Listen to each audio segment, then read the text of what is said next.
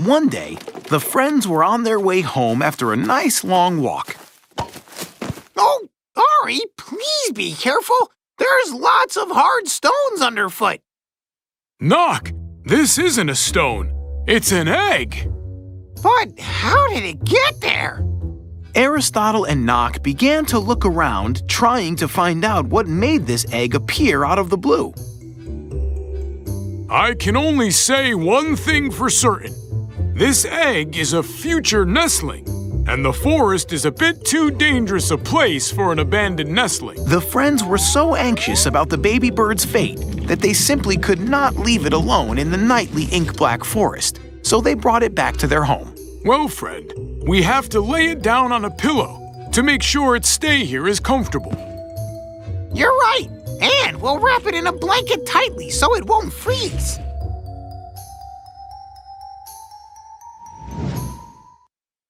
Ari, look! The shell is here, but the nestling's gone. Uh-oh. You're right, Knock. But where could it be? Knock and Ari, with all their wings and hooves, dove into searching for the lost nestling. Hello. Have you by chance seen a little nestling around here? Ari, I'll fly high amongst the tree branches and look for it there. Maybe that's where it is. Knock, Knock. This baby bird must be very small now, and it can't fly. We need to search somewhere closer to the ground. Ari and Knock moved forward, and the baby turtle followed them. Ari, look at this cave. Maybe the baby's in there. Yeah, maybe. With all my paper logic, that was definitely not the nestling. For certain. Follow me. Ari, what a hideout. We've got to explore it. But I'm too big. And I'm too afraid of the dark. Maybe the baby turtle will help us. In this way, the brave baby turtle was the only one capable of exploring the cave. The hole is completely empty, he said. Knock, we found the egg on the shore, so maybe it's a duckling. It seemed to our friends that this paperful idea really made sense, so all three rushed to the lake. But there were no ducklings, so they decided to continue the search tomorrow. While at home, Knock got down to picking up the shell pieces to glue them together in memory of the nestling. Oh, poor baby. He's in the forest all alone. I'm so absent-minded. I'm no good at taking care of anything. I haven't found the nestling and I can't glue the shell. Ari, it seems that one piece is missing. Here. Oh! Suddenly, Aristotle stopped playing and took a thoughtful look at the baby turtle. Then at the egg, and again at the baby. Knock, it looks as easy as a piece of paper. Look here. What's the big idea, Ari? Well, the idea, Knock, is that turtles come out of eggs just like birds. Our baby turtle here is the one that we've been looking for. Hooray! So it turns out that the key has been right before our eyes all day.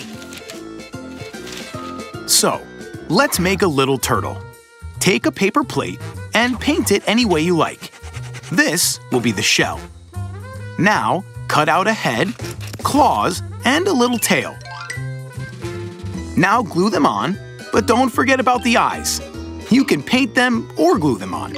And now, your turtle is ready. So the baby turtle will stay with us. But Knock, see, he already has his own home. That's his show. That's why he feels at home wherever he goes.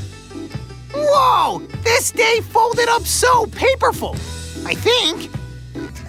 One bright sunny day, the friends went off to pick some mushrooms.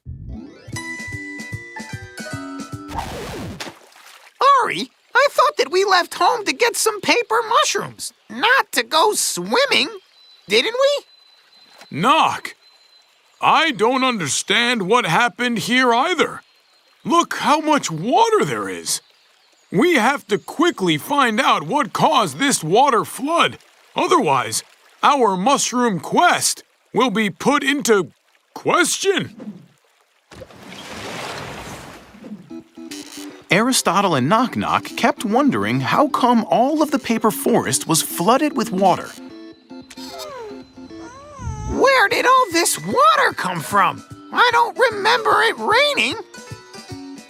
You know me, Knock. I love the rain very much, and there's just no way I would have missed it. Maybe the levee broke. I don't know. What do you think, Ari? I don't think so, 'cause the beavers take really good care of it. There must be something else, but what? Aristotle was getting very unsettled since this unexpected mystery had so far been too tough to solve. Ari, someone's crying out there. Let's swim quick. At this moment, the friends saw a huge crying crocodile. Now, there were no doubts left that his very tears were the cause of the flood. Knock, we need to stop this crying immediately, or we'll have to go diving to find any mushrooms at all. Mr. Crocodile, would you stop crying, please? Because of the flood, we can't pick any mushrooms. The crocodile sniffled that he would love to stop, but yet crying is all he's able to do. I know a good way to stop crying. You just need to start laughing instead. Exactly, Knock. I have a paperific idea. However, it emerged that Aristotle's idea was not so paperific.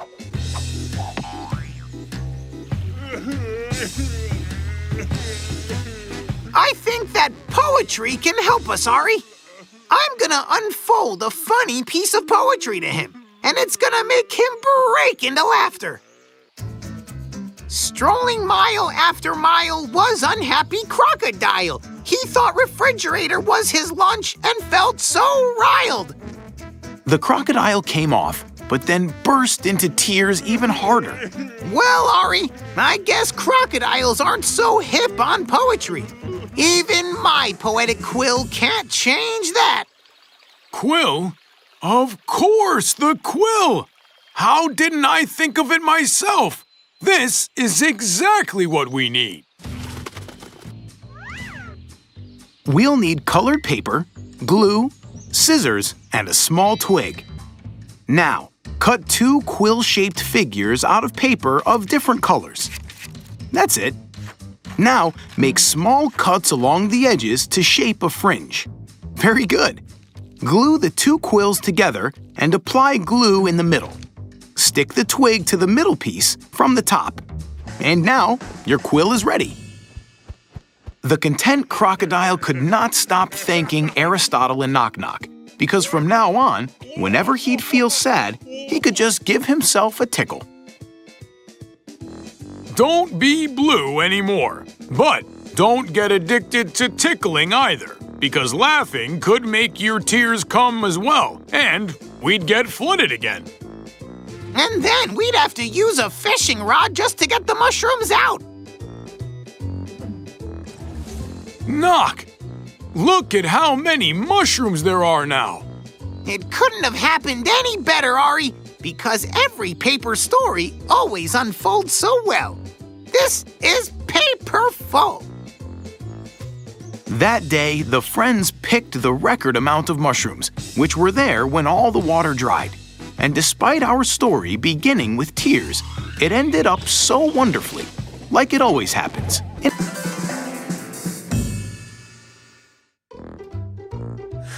One fine paperback morning, Aristotle received a long-awaited parcel in the mail.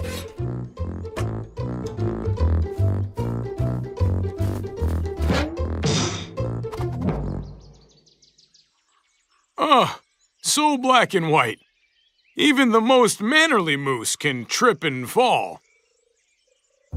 Before him, Ari saw a tiny bird. Excuse me, I hope I didn't hurt you. What a little birdie it is. Oh, it must be lost. Ari took the bird with him to ask Knock Knock for advice. Since Knock Knock was a bird, he must have been competent in birdie matters. You're right on time for morning tea. Come here, please. Knock, it seems that this little bird is lost and doesn't know who it is or where it comes from. So it's up to us to solve this mystery right away.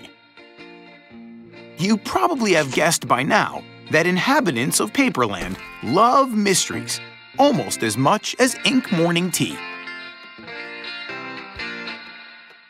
I don't understand it, Ari.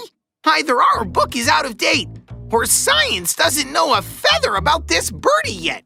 What do you think? Maybe it's just too young now. Sure, Ari.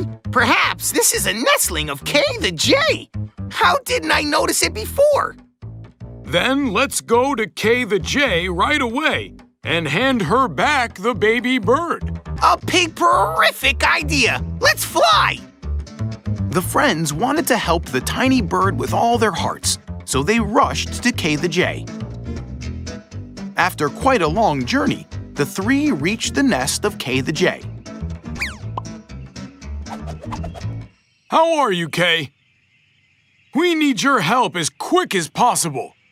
We found this mystery birdie. It isn't your nestling by chance, is it? Kay the Jay carefully counted all her nestlings. No, this one wasn't her nestling. The jay merely lifted her wings in dismay. Keep your beak up, Knock. Let's hurry over to see Edward. I think he might be able to help us.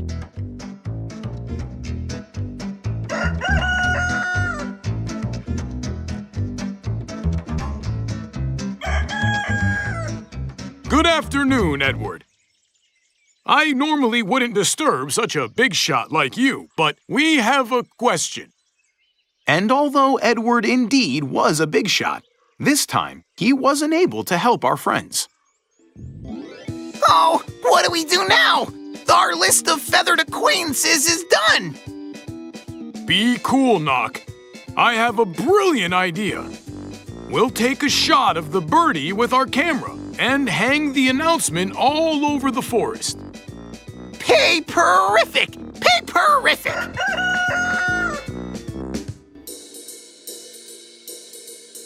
Attention, attention! A bird is going to fly out of here.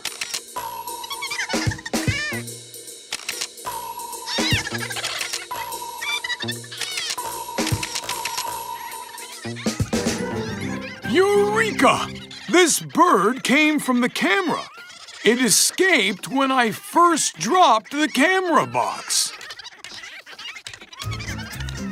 So, let's make up a camera with a bird.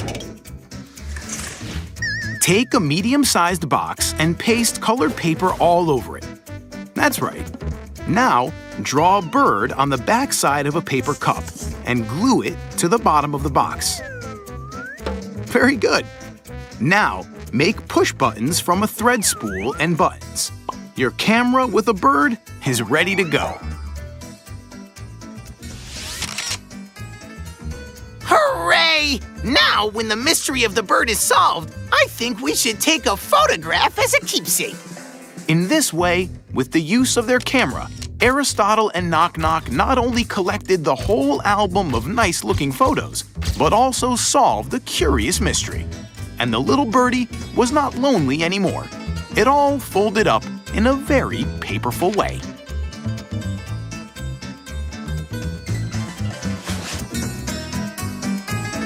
One day, the friends went off treasure hunting.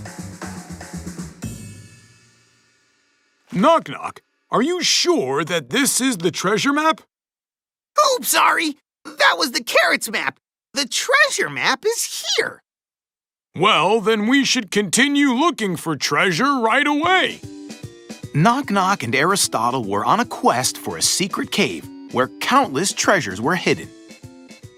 Knock, you didn't tell me that the path that leads to the treasure was over this rickety bridge. Sorry, Ari. It slipped out of my mind that you don't fly. What if we went around? And Aristotle got to read what the treasure map was saying. So, secret treasure map, circulation 1 million copies. Ah, yes. There is no other way. Wait, Ari, isn't it saying anything else? Wait a second, Knock, I'll look. Okay, all right. Angry bats inhabit the place. Don't get too noisy, otherwise the bats will wake up and start throwing the ring tree fruits right at you. The ring tree? Yes! Paper rings grow on these trees. What do you think, Knock? Will the bridge hold? Ari, I've flown over this bridge many times. It never gave way. Well then, let's go, my friend. But be quiet. We should try not to wake up the bats. Aristotle and Knock Knock walked very carefully. Nobody likes to be woken up, and bats especially. Bingo! This is the papery treasure! Oh, this is worth not being noisy. I agree. No paper moose owns this amount of treasures. And no paper woodpecker either. Whoa, we did it! Not exactly. The friends were not so sure that the bridge would hold the sack with all the treasure. Ari, it's no reason to worry. See? The bridge is pretty solid!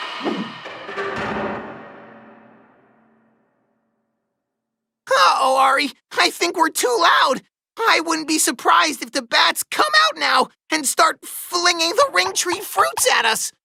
We better watch out.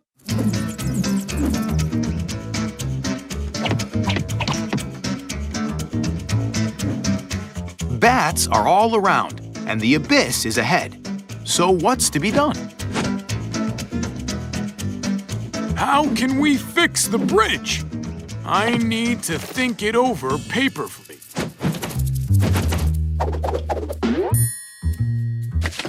Of course, Knock. Start being noisy. Be as loud as you can.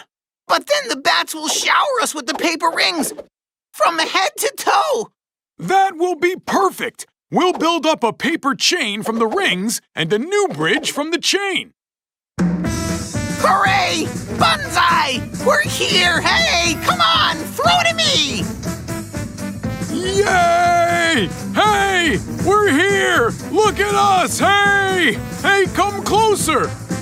Why are you so slow? We're waiting! Oh, hooray! How paperful! Let's cut bright multicolored strips from some colored paper. Now, fold the strips up and don't forget to thread one strip into another. Very good. Now secure the strips to make a chain of a colorful festoon. And your chain work is ready.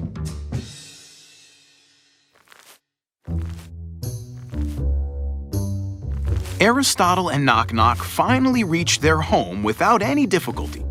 The friends were making efforts not to make any more rustling noises, and the bats weren't bothering them either. Well, it seems our adventure is over. But Knock, what should we do with our fortune now? Maybe we should hide it away in some kind of cave. Well, this is going to be pretty paperful. Aristotle and Knock Knock found the treasure, but their most valuable treasure was their friendship, of course. And it was because of that this story folded up in such a paperful way. One bright sunny morning, a strange and even frightful sound broke out throughout the forest. Knock Knock, you're awake too? Yes? Who is this screaming? I've never heard anything like this before. Maybe it's our friend, the southwest wind. Only a wind could be awake at 6 o'clock in the morning. But the southwest wind was leisurely playing with his toy at the same time, and the lingering howl was coming from somewhere deep in the forest.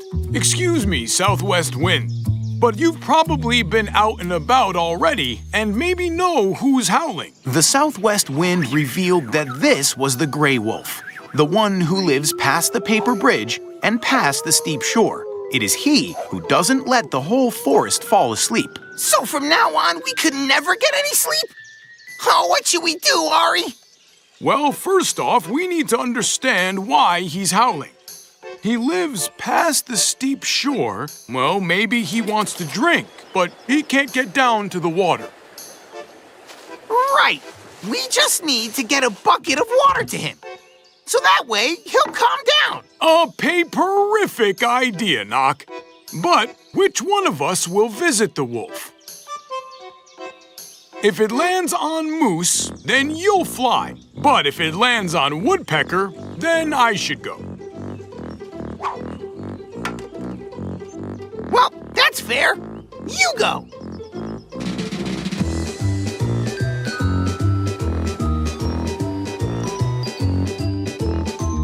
How was it, Ari?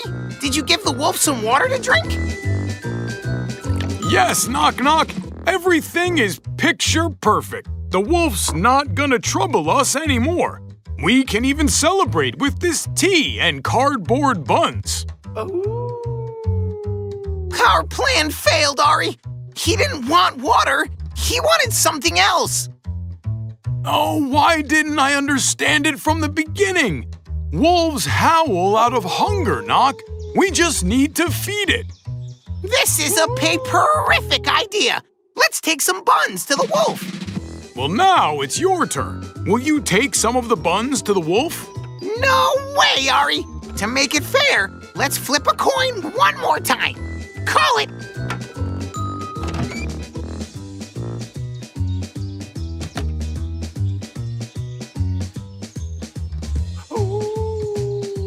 Not again.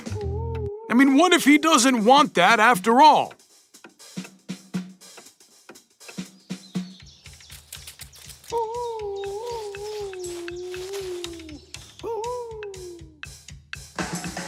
Perhaps it's time to think it over. Paperfully. Knock! I think I've got it. Wolves normally live in packs, and our gray wolf is all alone. He just needs a friend. Ari. Take it or leave it, but I'm not gonna go there and make friends with the wolf. Let's flip a coin. Don't be afraid, Knock. We'll make up a friend for him. What he needs is another wolf. Let's take a piece of cardboard and draw a circle on it. There it is. Now, cut out the circle carefully. Take a toothpick and pierce a hole in the very center of the circle. Your little wolf is ready. Take it with 2 fingers and spin. The wolf will spin all over the table like a top. Well, now who's gonna bring it over there? Let the coin decide again? No, Knock. To make it fair, let's just go together. To their joy, the wolf loved the new friend at once. The gray wolf was happily playing with the colorful one, and since then, nobody in the paper forest had ever heard someone howling of loneliness again. So this story, too, folded up quite paperfully.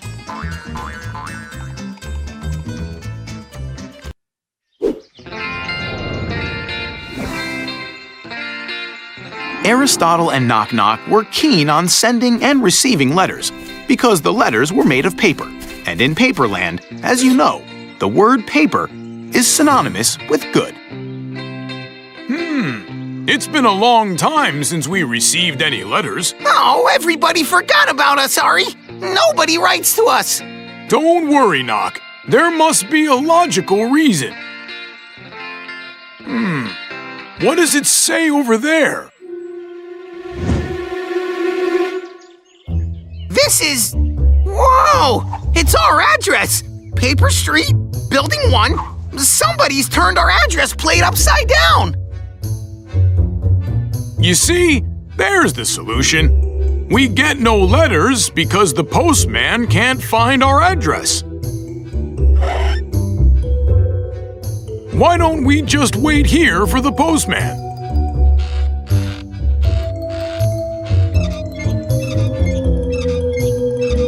So the friends came back home waiting for a letter.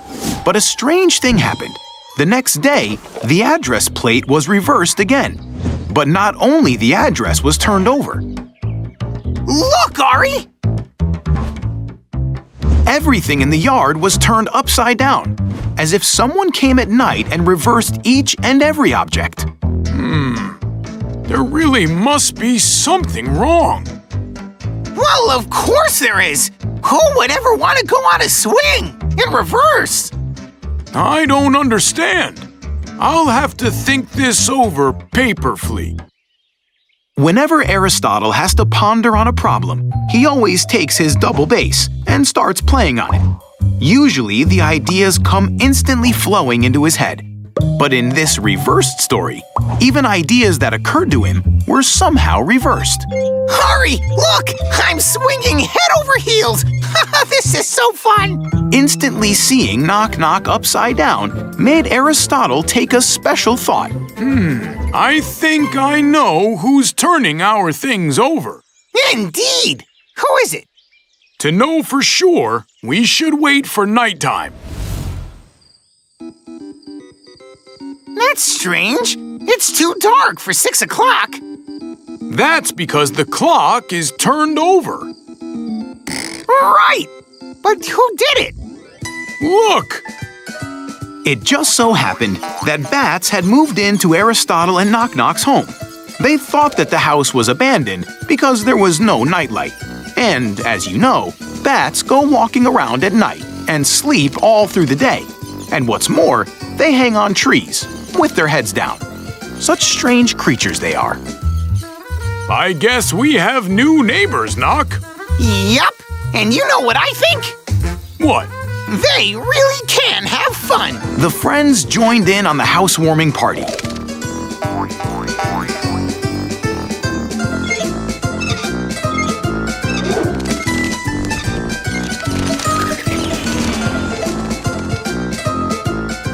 How to make a paper bat. Take a piece of paper, fold one corner down, and cut away the extra to make a square. Take a square piece of paper and fold it from corner to corner. That's it. Now, bend half of it into a triangle so that the end protracts. This will be the bat's tail. Now, twist the wings in a zigzag here and there. Amazing! Reverse the sheet, and now bend the upper part towards the center. A bat face will emerge. The next day, Aristotle and Knock Knock made every effort to make sure that the new occupants felt at home. Excellent! It's ready! Now the guests can find your address too, and we'll be receiving letters again. The bats thanked Aristotle and Knock Knock for their hospitality and flew away to get some sleep, as it was quite late now, 2 o'clock in the afternoon. Or no, 2 in the morning. Or still in the afternoon. Sorry, I'm a little mixed up now. One morning, the friends were having their breakfast and drinking their ink tea, as usual. Be very careful today, Ari, because it's Friday the 13th, and something terrible can happen at any second. That's already happening, Knock. You're saying terrible nonsense. At that moment, a raven flew over the friends' little house. He brought the newspaper where all of the paper news was printed. Okay, let's take a look. Yep, just like I said. What did I say, Ari? Read! It says that today, on Friday the 13th, at 13:13 o'clock, at Rotten Swamp Street number 13, the Paperland ghosts will have their meeting. Sounds strange because everyone knows that ghosts don't exist. But they do on Friday the 13th. Well, my friend, I say we go there and check it out. Almost all of the Paperland inhabitants gathered by the rotten swamp at the appointed time. There can't be any ghosts, some of them said. Of course not, the others agreed with them. But they were afraid to come any closer. Quiet! It seems that it's begun. Everything is very simple. Someone's just staggering around covered in a sheet. And now flying in the air like a real-life ghost.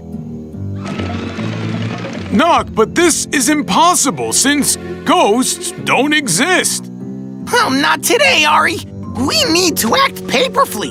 The most important thing is to approach a ghost and try to remain unnoticed. Knock, please be careful. Oh, no. But suddenly, the paper tent wall had been torn, and the raven flew out of it. "Help! A ghost!" yelled the raven. Don't be afraid, my friend, because ghosts do not exist. Everybody knows this to be true. Well, I don't get it, Ari. Where did this raven come from? Hey, where's my ghost? 'Cause, well, I don't see it anywhere.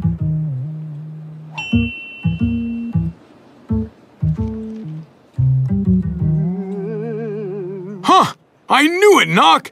There is shadow play here. All of this is as clear as a piece of paper. To make a shadow play puppet, you'll need a sheet of black, thick cardboard and an ice cream stick. First, draw a ghost on the cardboard. That's right, well done. Now, you have to cut it out and glue it on the stick. Put the puppet in a ray of light from some source of light. Now, your show is about to start. Oh, it's so obvious. But what's the meaning of all this? It was at this moment that the raven began to talk. His name was Cagliostro, and his theater used to be a huge success. The audience had admired his shows, but that was all over once a movie theater opened in Paperland, featuring colorful cartoons. So the audience stopped going to the shadow play theater, and the raven had to invent cunning tricks to make the audience come back. Well, you have certainly done a great job. Oh, yes! The show was stunningly terrible. I mean, terribly stunning.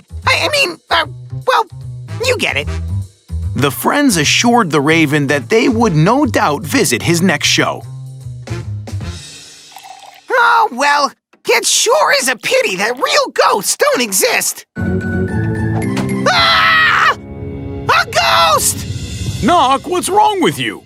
I just wanted to iron the sheet a little. It got wrinkled.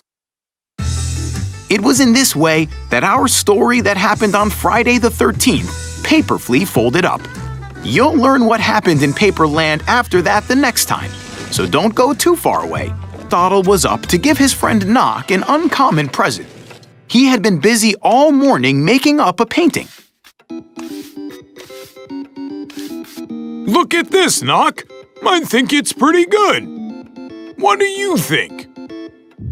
Ari, it turned out to be truly paperesque. What a beautiful tree. And how much I resemble myself. But something is obviously strange with the sun.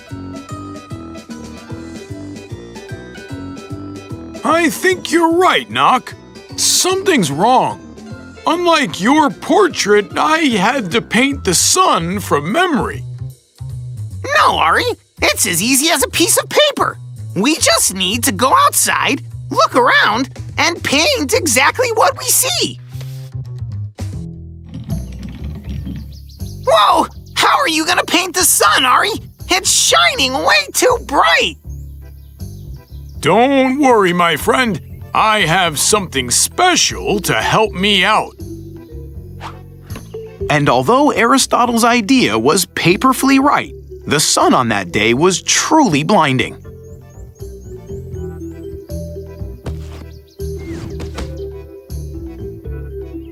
Oh, it turns out that this idea is not so paperful. Because of the sunglasses, I can't see the painting at all. Ari, let's try to continue in the shade, under the umbrella. The umbrella perfectly protected the friends, not only from the blinding sunlight, but from the sun itself. No, Knock. That's not very good either. Now I don't see the sun because of the umbrella. By now, Ari and Knock felt pretty tired, so they went back to the yard where the enormous sunflower grew to take a little rest in the shade. Oh, Ari, what should you do to finish your picture and paint this disobedient son at last? Because I can't wait to hang it in our living room. You know, Knock, I could finish easily if I could just find a sun that wasn't so bright. This idea sounded so incredible that the friends didn't say a word and raised their eyes up thoughtfully.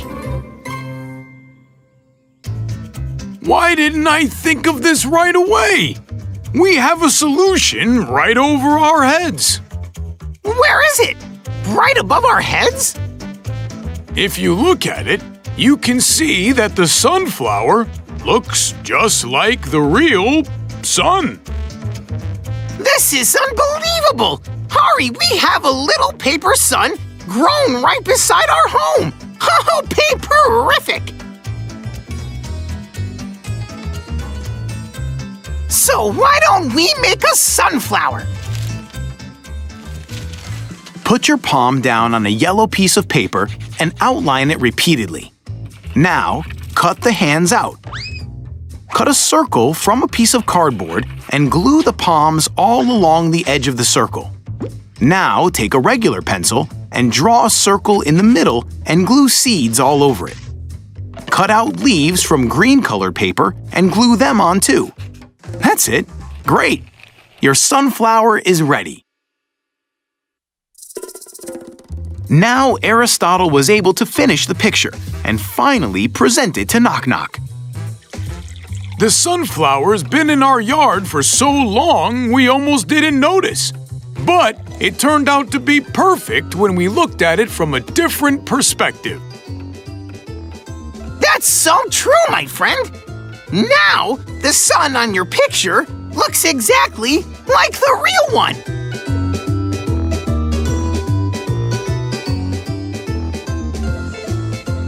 Aristotle could have said that the violet sun wasn't exactly like the real one, but he was a very well-brought-up moose, and he was happy to see how joyful his friend was, because friendship in Paperland has always been of great, great value.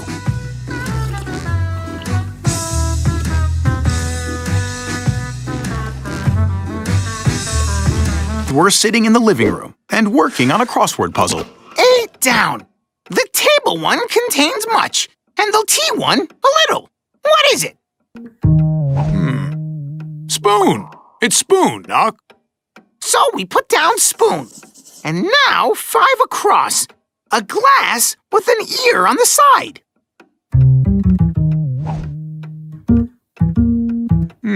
Cup. Okay, C-U-P. And next, it lives on a swamp, but it's not a toad. Rather, its friend. Who is it? Perhaps you know already that whenever he ponders a problem, Aristotle plays his double bass. And now, as usual, he started playing a tune, when suddenly, someone started playing just as loud. Hey, listen, Knock. As soon as I start playing my double bass, someone starts playing along with me. It's very, very distracting. Oh, but there's only one word left to finish the crossword. Can you try to find the answer without your double bass? I wonder who it could be. They must really have an ear for music. They're too good at playing. Oh, then it's Kay the J. She has a very musical ear, and she sings superbly too. Come on, let's run and check it. But Kay the J was not at home. Instead, the friends found a paper note. Ari, it says that Kay the J is on tour until Thursday. That's a pity, Knock. So it's not Kay the J, but who then? Who can it be? Who can it be? Hey, I know. An echo. Well, Knock, then let's head out there to where Echo lives and find out. And so the friends reached that very place where Echo was living. It's so quiet here. Oops. Ari, play quickly before this drives me crazy!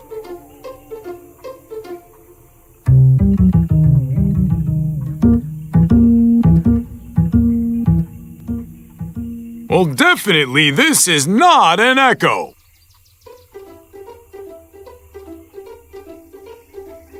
But what is it then? Oh, if we keep this up, we'll never finish our crossword. We'll have to think it over, Knock. In silence, calmly, and paperfully.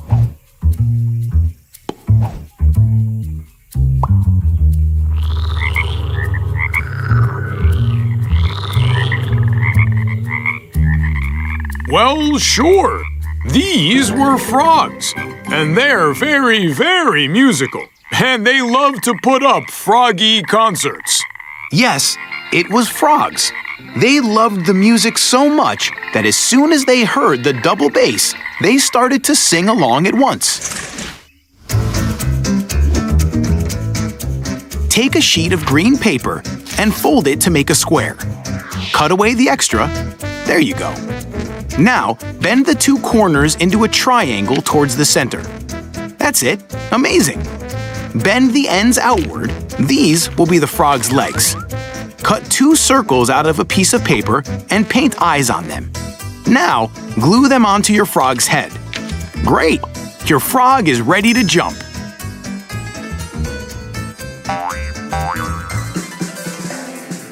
Wait, Ari! What about the crossword? 2 down. It lives in a swamp, but it's not a toad. Rather, its friend. Who is it?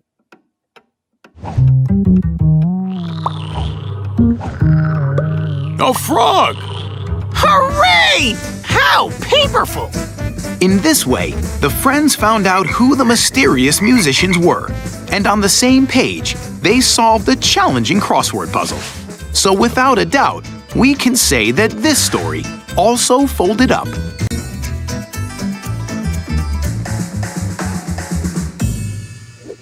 One fine paperful morning, our friends received a very strange letter. Look at this, Knock. What a marvelous letter. Who sent it, Ari? It seems that the return address is the Dark Paperland, but I'm still not sure. The letter's all torn and has holes in it, and it's awful handwriting. Ari, let me check it out. I'm a true expert in awful handwritings. My aunt is a hen. You should see her scratch. It's clear as mud. Maybe this is not a letter, but a picture? We can hang it on the wall. Let's ask the postman who gave it to him. And the friends broke into a run to catch the postman who luckily hadn't flown too far away. The postman told them that indeed he brought the letter from the distant dark paperland, and it was written by a moose whose name was Tam Tam, an old acquaintance of Aristotle and Knock Knock. Tam Tam had intentionally learned the paper language to get in touch with his friends and write letters to them. Tam Tam had a paper and a pencil, but it's too bad. In the faraway dark paperland, they have no stones or tree stubs, nothing like that to put a paper on and write over it. So Tam Tam had put it right in the sand, and we saw what it came to look like. Oh, poor Tam Tam. He's so bad at writing, and we can't even read it. What if we send him a piece of fence? I've heard that some write on fences. No, Knock. To send a fence is not so paperific. We'll make up a table and chairs for Tam Tam. Well, I'd rather build up a couch for him. I love couches. I'm a woodpecker after all. The friends set to work so hard that chips scattered away.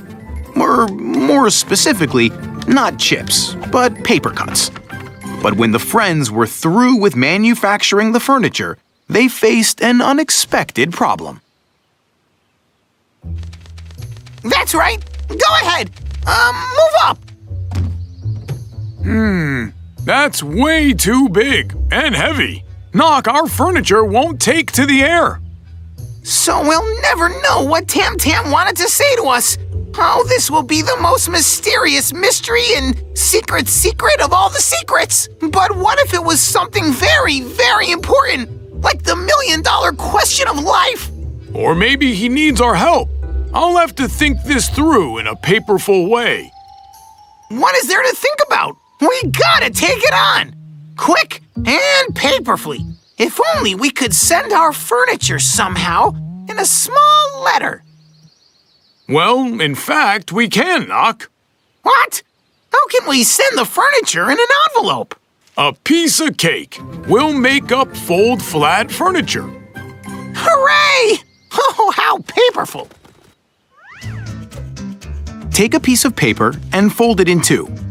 Now, cut 2 lines and open the sheet and draw inwards the part that's been cut. You've got a stable and solid table now. Then, you can cut smaller lines nearby, and you'll have a chair. Or, to be more precise, a stool. Unbend the sheet and cut out a window to admire your paper scenery through it. You can make the furniture more complicated, like cutting out new legs. Or the back of a chair. But the most paperful thing of all is you can always fold up the furniture, put it in an envelope, and make a pop-up postcard.